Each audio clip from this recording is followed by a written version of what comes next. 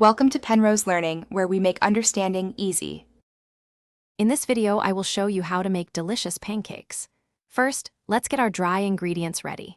In a large bowl, whisk together 1 1/2 cups of all-purpose flour, 2 tablespoons of granulated sugar, 2 teaspoons of baking powder, and 1/2 teaspoon of salt. This ensures everything is evenly distributed for a consistent batter.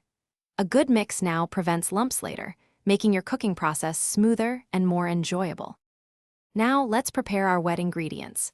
In a separate medium bowl, whisk together 1 cup of milk, 2 tablespoons of melted unsalted butter, 1 large egg, and 1 teaspoon of vanilla extract. Make sure these are well combined before adding them to the dry mixture. This step is crucial for achieving that perfect pancake texture. Gently combine the wet and dry ingredients until just mixed. Overmixing can lead to tough pancakes. With your batter ready, it's time to cook. Heat a lightly oiled griddle or non-stick pan over medium heat. Pour about 1/4 cup of batter for each pancake. Cook for 2 to 3 minutes per side, or until you see bubbles forming on the surface and the edges look set.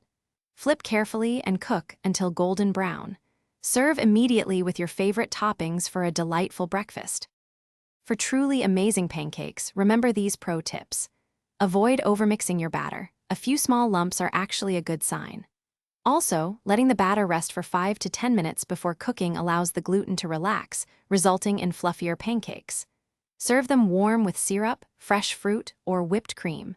And hey, if you're looking for other great deals, including a fantastic water bottle to keep you hydrated, check out the links in the description below. Enjoy your delicious homemade pancakes.